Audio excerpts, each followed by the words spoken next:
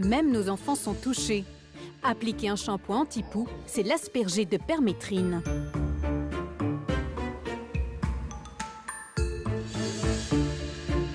Toutes ces substances nocives sont des perturbateurs endocriniens.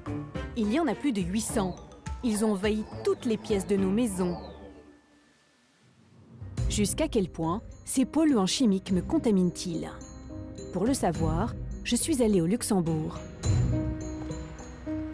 Dans ce laboratoire, Brice Appenzeller a mis au point une technique inédite. Bonjour. Prête pour le prélèvement de cheveux? Allez, on y va. Ouais, ne vous inquiétez pas, ça fait pas mal. Ok, je vous fais confiance. Ok. Ah. Pendant des années, mes cheveux gardent en mémoire tous les produits que j'ai avalés, inhalés, absorbés, parfois sans le vouloir. Ce test, 28 autres femmes l'ont fait comme moi. Dans leur chevelure, Brice a découvert un cocktail de perturbateurs endocriniens. Comment ces polluants ont-ils à ce point envahi nos vies? Ils sont suspectés de provoquer des cancers, des malformations congénitales chez les bébés et seraient responsables de problèmes d'infertilité. Quels secrets se cachent dans nos cheveux? Quels sont ces poisons qui menacent l'avenir de l'espèce humaine?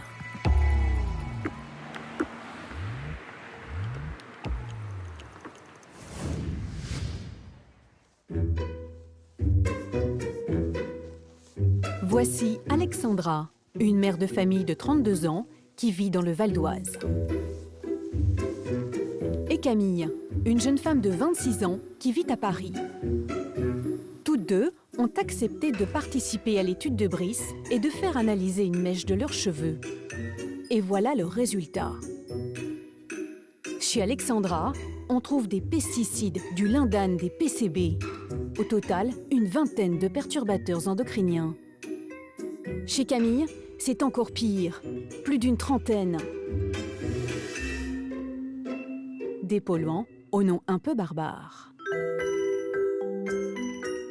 Il y a les DMP, qui sont des pesticides utilisés dans l'agriculture, il me semble, pour des céréales. Ça, c'est la plus forte dose que j'ai dans mes cheveux, donc dans mon sang. J'ai des PCB, ça, il me semble que c'est des isolants qu'on trouve notamment dans les cols, dans certaines peintures, dans des choses électroniques aussi. Fipronil, il me semble que c'est des antipuces anti-poux qui sont utilisés pour les animaux domestiques. J'ai pas mal de permétrine, ça, c'est ce qui est contenu notamment dans les shampoings anti-poux. Voilà, donc ça veut dire que ça fait longtemps que j'ai ça dans le sang parce que j'ai pas utilisé de shampoing anti-poux récemment. Et après, nous avons toute une catégorie de BD, donc des BDE 47, BDE 100, BDE 99. Là, on sent que je suis bien atteinte. Et donc ça serait plutôt des retardateurs de flamme, donc qui sont contenus dans les moquettes, dans les tissus du quotidien, en fait. Plus étonnant, elles sont contaminées par des produits chimiques autrefois utilisés dans l'agriculture et interdits depuis des années. La trifluraline depuis 9 ans, le PNP depuis 15 ans, le lindane depuis 18 ans. Ce qui est dingue, c'est que ces produits sont interdits depuis de nombreuses années et que je les ai toujours dans mon organisme plusieurs années après.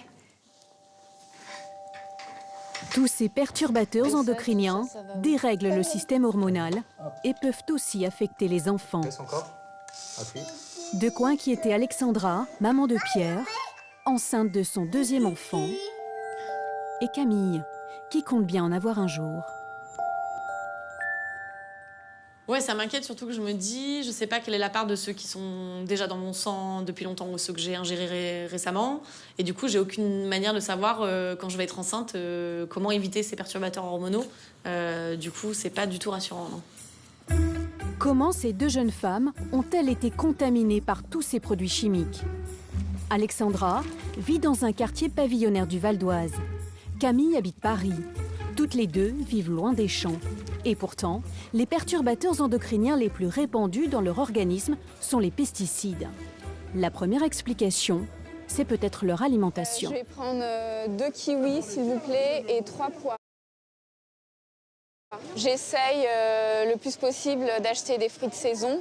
Donc en ce moment, ça va être beaucoup de clémentines, des pommes, des poires et des kiwis. Ce qu'Alexandra ignore, c'est que ces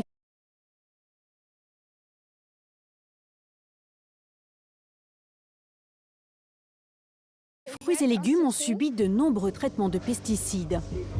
35 pour les pommes. Mais depuis qu'elle a fait analyser ses cheveux, Alexandra se demande si elle mange vraiment sainement. On fait beaucoup de publicité, de communication sur le fait de consommer des fruits et des légumes. Donc on en consomme, c'est bien. Et j'ai des traces, donc mon enfant doit en avoir. Et mon futur enfant en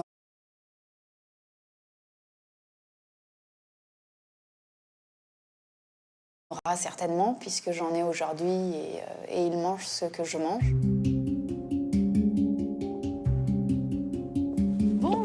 Camille, elle, fait ses courses dans ce supermarché de quartier. On va vous prendre raclette classique et du comté jaune. C'est du fromage bio. On est d'accord. Pas de pesticides dedans. Rien du tout. Impeccable. Depuis un an, elle s'est convertie aux produits bio. Prends une poignée de champignons, tu prends. Elle est exposée à des pesticides et moi non plus quand je vais les manger. Donc voilà, c'est meilleur. Pourtant, Camille est la plus polluée de toutes les jeunes femmes qui ont fait cette étude. Alors pourquoi a-t-elle autant de perturbateurs endocriniens dans les cheveux? Avec elle, nous partons sur les traces de son passé, dans la région où elle a grandi, à 3 heures de Paris.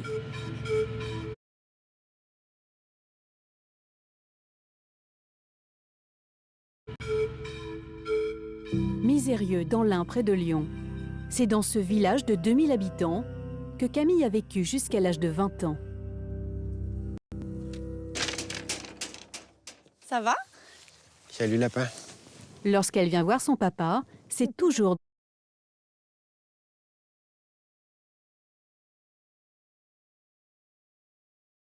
dans le jardin qu'elle le trouve. C'est le nettoyage d'automne. Ah, ok.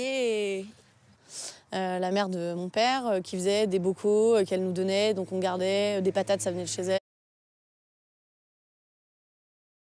elle, les carottes. Et puis on s'est rendu compte qu'en fait, elle traitait notamment les allées avec du Roundup. Donc les produits n'étaient pas forcément traités, mais par contre, elle prenait pas de précautions non plus sur le mélange des produits qu'elle pouvait mettre juste à côté des salades ou d'autres choses, quoi.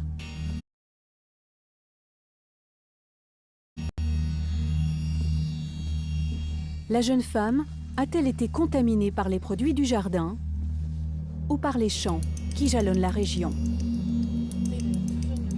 Les grands-parents de Camille étaient agriculteurs. Aujourd'hui, son frère a repris la ferme familiale avec son cousin. Salut les osios! Salut les osios! Thibaut travaille sur l'exploitation depuis l'âge de 15 ans. Lorsque Camille lui raconte les résultats de ses analyses, il n'est pas vraiment surpris. Ce qui est hyper bizarre, c'est qu'en fait, on a testé 30 femmes et je suis celle qui en a le plus.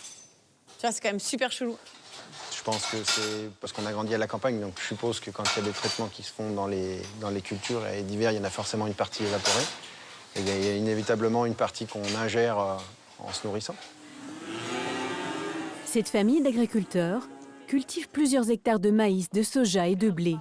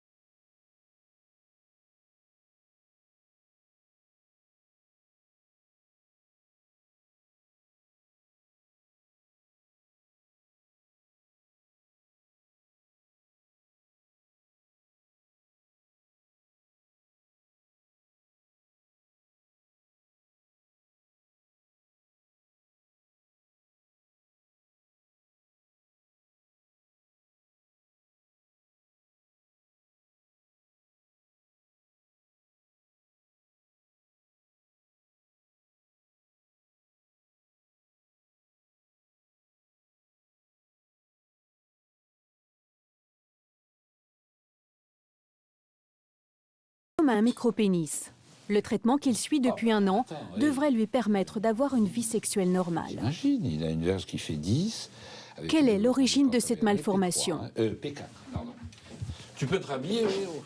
A priori, il n'y a aucun facteur génétique. Alors, le médecin cherche des explications ailleurs. Quelle était votre profession? Je reviens dans les vignes.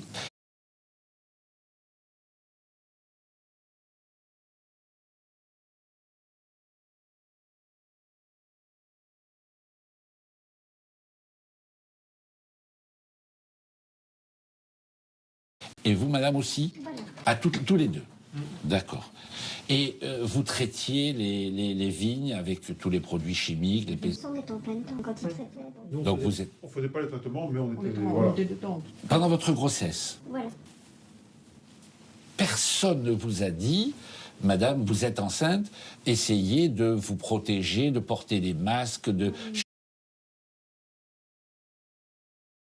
Est-ce que vous avez eu des symptômes, vous, des nausées, quand ils passaient les pesticides? Marc, c'est souvent que j'étais malade. Ah, qu'est-ce que vous aviez?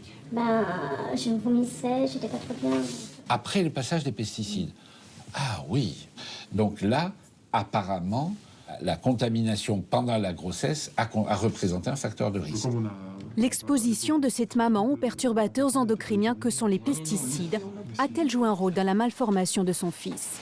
Cette question, elle ne se l'était jamais posée jusque-là. On ne sait pas ce qu'ils mettent dans les traitements, justement. Non, on travaille, mais on se pose pas plus de questions que ça, quoi. Une surprise d'apprendre que... Oui, forcément, on est surpris d'apprendre ces choses-là, quoi. Ça peut avoir des impacts après, plus tard, sur nos enfants, quoi. Professeur Sultan a décidé de mener une étude sur l'anomalie la plus fréquente, l'hypospadias. Pour la première fois, le métier de la mère se révèle comme un facteur de risque très important. Une maman qui occupe une profession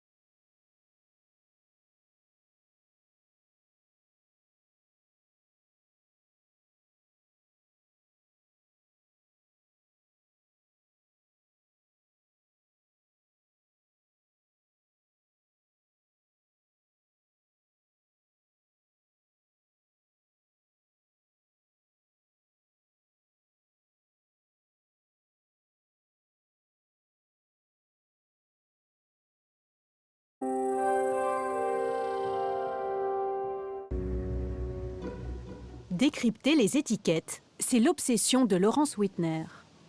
Cette spécialiste des cosmétiques sait mieux que personne repérer les perturbateurs endocriniens dans les produits de beauté. Résorcinol. Le résorcinol, un ingrédient très efficace dans les colorations pour cheveux. Ah ben voilà, on retrouve encore le résorcinol ici. Il est là. Il est vraiment partout. Il est omniprésent dans toutes ces colorations. Il n'y en a qu'une ou deux où je ne l'ai pas vu. C'est tout le problème du compromis entre l'efficacité réelle, la tenue de la couleur, le masquage des cheveux blancs et du fait qu'il peut contenir des perturbateurs endocriniens. Tant qu'il n'y a pas d'alternative aussi efficace, eh ben le produit peut rester sur le marché, sauf si vraiment il tue une personne tous les jours, quoi. Et des perturbateurs endocriniens, il y en a dans tous les rayons. Dans ce shampoing, par exemple, un ingrédient attire son attention. Là, on a de la benzophénone 4. C'est quoi la benzophénone? La benzophénone, c'est un filtre solaire pour protéger la peau des atteintes du soleil. Et là, on le retrouve dans un shampoing qui est destiné à protéger les cheveux colorés des rayons UV et qui est fortement suspecté d'agir en perturbateur endocrinien. La benzophénone est aussi utilisée dans les après-shampoings, les gels douche et même dans les vernis à ongles. Pour la trouver, il faut avoir de bons yeux. Petit. Dans ce cas-là, j'ai un outil que je transporte toujours avec moi. Voilà. Plus surprenant, cette benzophénone se retrouve même dans les vernis pour petites filles. Donc on retrouve de la benzophénone. Ça vous surprend? Je peux pas dire que ça me surprenne, mais là ça me désole. Parce qu'on sait que plus les enfants sont petits et plus les perturbateurs endocriniens peuvent avoir des effets sur leur avenir, sur l'avenir de leurs enfants à eux. Donc ça me désole. Ce qui la désole encore plus, c'est que bien souvent, un vernis contient plusieurs perturbateurs endocriniens. Dans celui-ci, par exemple, outre la benzophénone, il y a du triphénylphosphate, qui permet au vernis de tenir plus longtemps. Une double couche explosive. Contrairement à ce qu'on pense souvent, là, ce n'est pas la dose qui fait le poison, mais c'est leur effet cocktail. Et donc, quand il y en a un tout seul, finalement, c'est peut-être pas très, très dangereux, mais quand il y en a deux ou trois, et ben là, ça commence à devenir très problématique parce que, j'allais dire, ils se boostent les uns les autres. Quels sont les effets de ces perturbateurs endocriniens? Pour le savoir, nous avons décidé de les tester grâce à ces petites bêtes, des têtards. Nous avons demandé à un laboratoire indépendant de mesurer leur réaction à 3 substances chimiques contenues dans les colorations pour cheveux et les vernis à ongles, la benzophénone, le résorcinol et le triphénylphosphate. Leur procédé est unique au monde. D'abord, Benjamin, le laborantin, part à la pêche. Le choix du tétard ne tient pas au hasard de tétard et les plonge dans une eau contaminée par l'une de nos 3 substances chimiques. 2 jours plus tard, voici les résultats. Ce tétard, à gauche, plongé dans une eau minérale, n'a eu aucune réaction. À droite, ce tétard a navigué dans une eau polluée par le triphénylphosphate. Son foie est devenu fluorescent, signe que son système hormonal pour la benzophénone. Quant au résorcinol, il a déréglé sa thyroïde et les conséquences sur son développement sont irréversibles.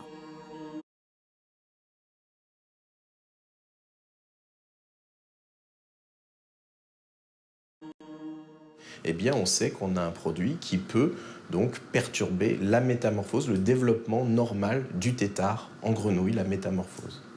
Les problèmes de reproduction et de développement de ces têtards pourraient-ils être les mêmes chez l'homme? Je ne peux pas tirer de conclusion là-dessus à partir de modèles aquatiques. Néanmoins, ce sont les mêmes mécanismes perturbateurs que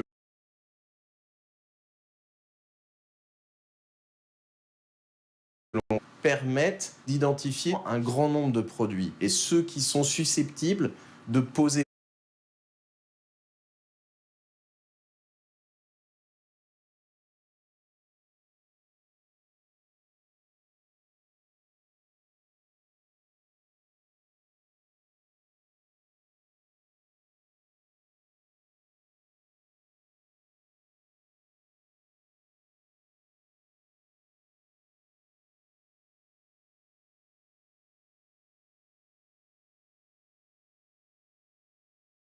Comment ça se passe au niveau de l'aération, des gants, des produits? En fait, on a juste la porte, on aère avec la porte. Ici, c'est pas très grand, donc voilà. Cette coiffeuse n'a installé aucune ventilation dans le salon. Quant aux colorations, elle les prépare dans ce petit placard. D'accord. Là, il n'y a pas de ventilation spécifique? Ah non, aucune. On peut pas. On a un commerce qui est derrière, on a des commerces qui sont sur les côtés. Donc, malheureusement, je ne peux pas agrandir les murs. Avec les moyens du bord, donc on compose comme on peut. Bon, très bien. Comme beaucoup, ce salon de coiffure est sous-équipé. Ses employés respirent des produits chimiques. Qu'on peut sincèrement et profondément améliorer les conditions de travail dans ce salon, déjà en mettant un système d'aspiration localisé, ce qui est obligatoire normalement dans tout salon de coiffure, et qui permet d'éviter à ce que la coiffeuse ou le coiffeur inhale lors de la préparation ces particules. Les coiffeurs ont souvent de mauvaises habitudes, notamment lorsqu'ils appliquent les colorations. Pierre les repère d'un seul coup d'œil à travers les vitrines. Là, on voit une application de mèche sans gants qui est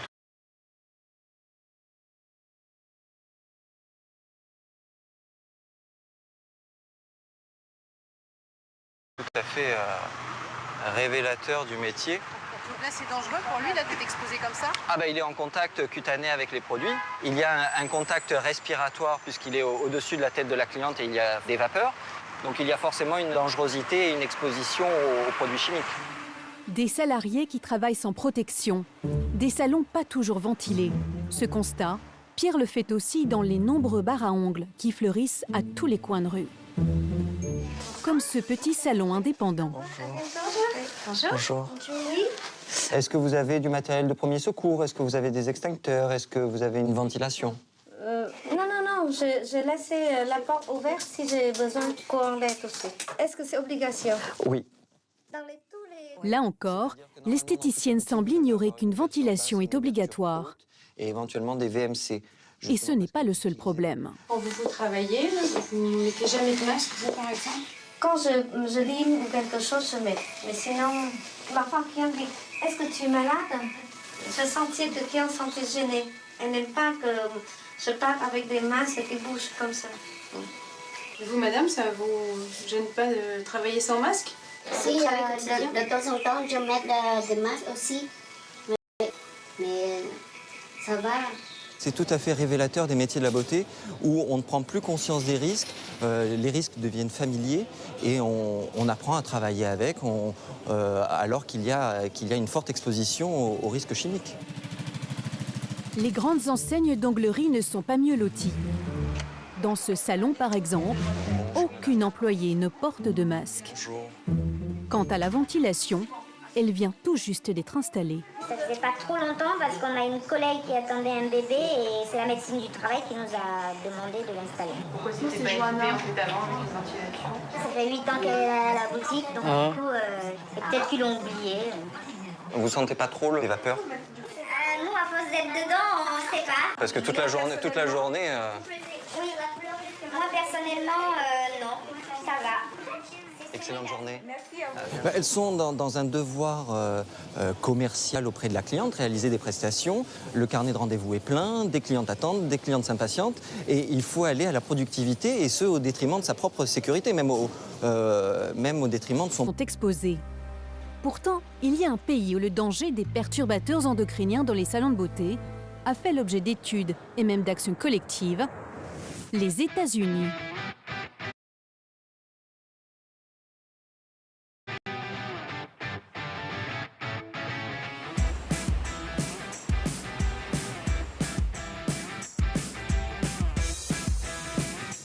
À San Francisco comme à Paris, se faire poser du vernis à ongles est à la mode.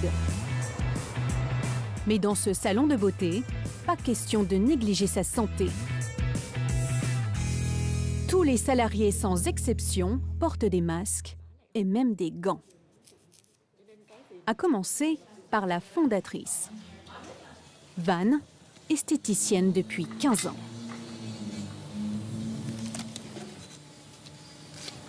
Vous vous protégez à chaque fois que vous faites une manucure? Ah oui, oui, bien sûr. À chaque fois?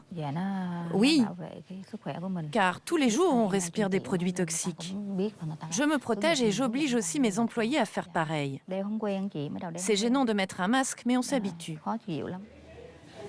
Van a changé ses habitudes il y a 4 ans parce qu'elle a eu de graves problèmes de santé lors de ses grossesses. Avoir des enfants a été une épreuve douloureuse. Au 2e mois de ma grossesse, j'ai commencé à saigner. Mon médecin m'a demandé quel métier je faisais. Je lui ai dit que j'étais esthéticienne. Alors il m'a dit que certains produits pouvaient nuire à ma grossesse et m'a conseillé de rester à la maison. Mais je ne pouvais pas, il fallait bien que je gagne ma vie. Sa petite fille est normale, mais ensuite elle fait 2 fausses couches. Les problèmes de saignement se répètent lors de sa deuxième grossesse. Van reste persuadée que son métier est en cause. C'est lors de mes différentes grossesses que j'ai pris conscience des risques avec les produits. Même si je voulais encore un enfant, je ne pourrais pas avec le métier que j'exerce. Van n'est pas la seule esthéticienne de San Francisco à avoir pris conscience du problème. Une association alerte depuis des années sur les dangers des produits cosmétiques manipulés dans les salons de beauté. Bonjour. Bonjour Van, ça fait plaisir de vous voir. Julia dirige cette association qui regroupe une cinquantaine d'esthéticiennes de la ville. Merci d'être venue aujourd'hui. C'est elle qui a aidé Van à changer ses méthodes de travail. Vous êtes contente des changements dans votre salon? Ah oui, ça va beaucoup mieux. D'abord, ça ne me démange plus. Et puis, je ne tousse plus. Et je respire vraiment mieux. Des esthéticiennes comme Van, confrontées à des problèmes de santé, Julien reçoit des dizaines dans son bureau tous les mois. Un combat commencé il y a 10 ans déjà. Fertilité, des grossesses compliquées et même des cancers du sein. Nous nous sommes dit qu'on était face à un gros problème de santé publique et que nous devions nous prendre en main, car personne d'autre n'allait le faire. Notre association a eu beaucoup de succès et nous sommes devenus un modèle. Nos méthodes sont adoptées par de nombreuses villes américaines et nous espérons bien nous développer dans toute la Californie et même à travers tout le pays. Des salons plus propres, mais les produits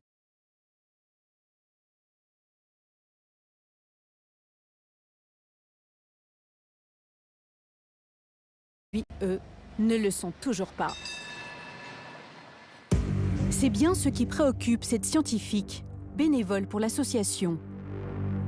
Cette étude, publiée à l'automne 2000,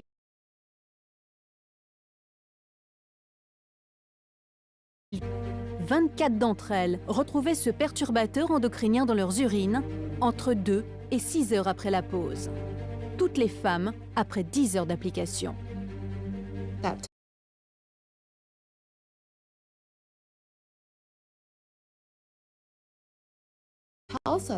Ce que cette étude révèle, c'est que le produit pénètre dans le corps relativement vite.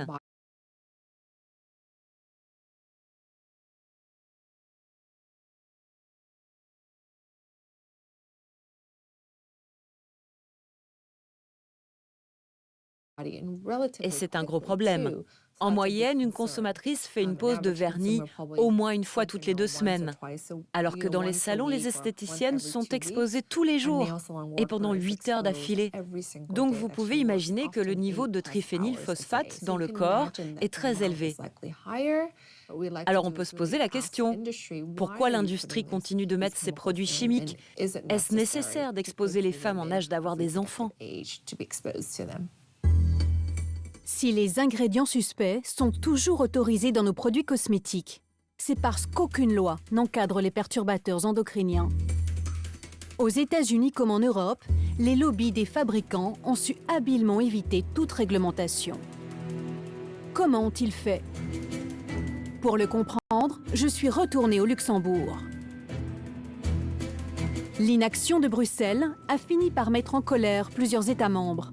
Ils ont décidé d'attaquer la Commission européenne. Ce jour-là, devant la Cour de justice de l'Union européenne, va se jouer une audience exceptionnelle. Au premier rang, la Suède. Elle reproche à la Commission de ne pas avoir réglementé les perturbateurs endocriniens alors qu'elle devait le faire avant 2013. Face à elle, les avocats de Bruxelles. Ils vont devoir justifier son inaction. Ce n'est pas tous les jours que la Commission est poursuivie par un État membre. Non, en effet, ce n'est pas tous les jours. Encore heureux. Bonjour. Dans cette bataille judiciaire, la Commission est également poursuivie par la France, le Danemark et même par le Parlement européen. Son conseiller politique, Axel Singhofen, en est convaincu. À prioriser les intérêts économiques au détriment des intérêts de la santé et de l'environnement. Et ça, c'est très grave. L'audience va durer 4 heures, à huis clos. Le jugement sera rendu dans quelques semaines. Alors pourquoi l'Europe n'a-t-elle pas réglementé les perturbateurs endocriniens? Aurait-elle plié sous la pression des multinationales?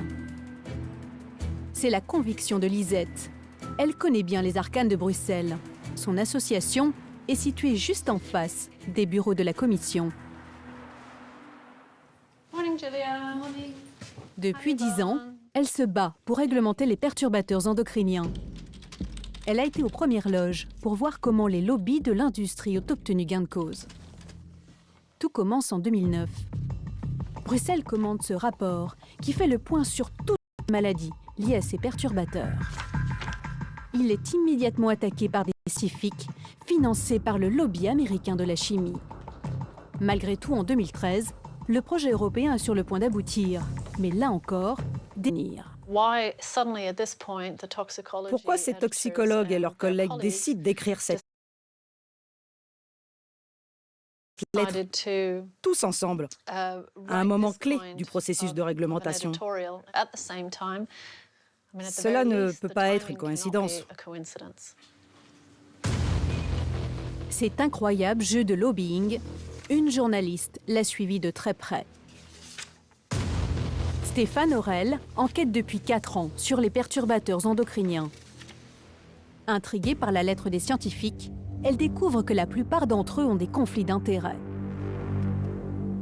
Sur 56 signataires, il y en a 39 qui soit bénéficient de fonds de recherche de l'industrie chimique, pesticides, pharmaceutiques, soit sont consultants pour eux, membres de leur board scientifique, etc. Il y a même des gens qui travaillent pour l'industrie du tabac. Enfin, c'est une sorte d'assemblage extrêmement hétéroclite de gens qui ne savent même pas de quoi ils parlent, parce qu'il y en a très très peu qui travaillent sur les perturbateurs endocriniens en soi. Donc c'est des gens qui n'ont absolument aucune légitimité, on va dire, pour intervenir dans le débat.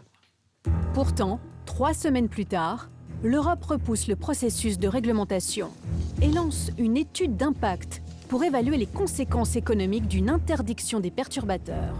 Une étude d'impact, c'est exactement ce que demandait l'industrie, comme le prouve ce mail du géant allemand de la chimie, envoyé en juin 2013 à la Commission.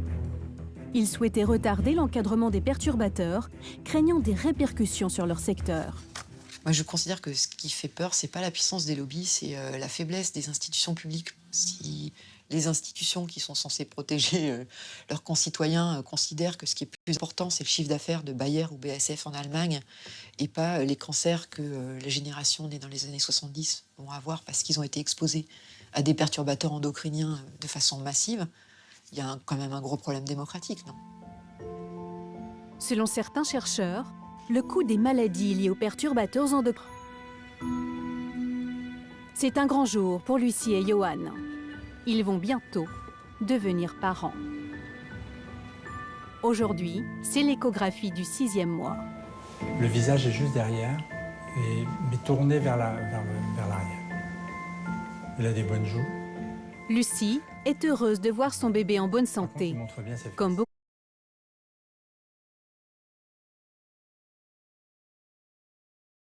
de femmes, elle a eu du mal à tomber enceinte. J'ai vu progressivement une augmentation très importante des problèmes d'infertilité. C'est vraiment ce qu'on appelle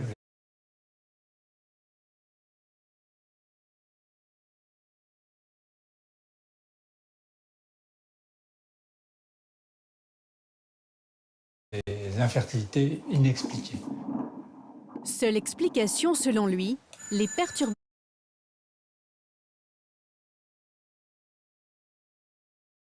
Tous mes sacs, là, pour tout installer.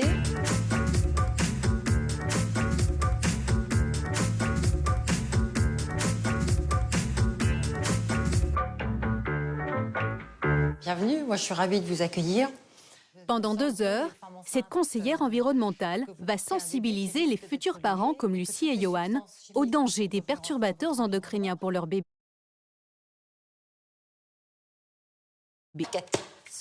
Donc c'est pareil, on peut très bien avoir besoin d'acheter un produit sous barquette. On peut très bien vouloir acheter son poulet sous barquette parce que c'est plus hygiénique. Bon, alors qu'est-ce que je fais? Je rentre à la maison,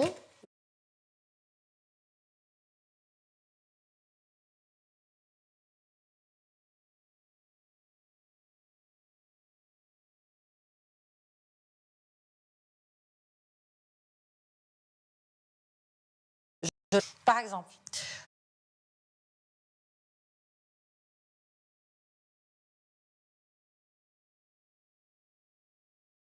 Ça, c'est le gel douche. Alors voilà, gel douche, normal, en bio. C'est le même prix, hein. Il y a 10 centimes d'écart. Voilà. Et pour le ménage, les bonnes vieilles recettes de grand-mère.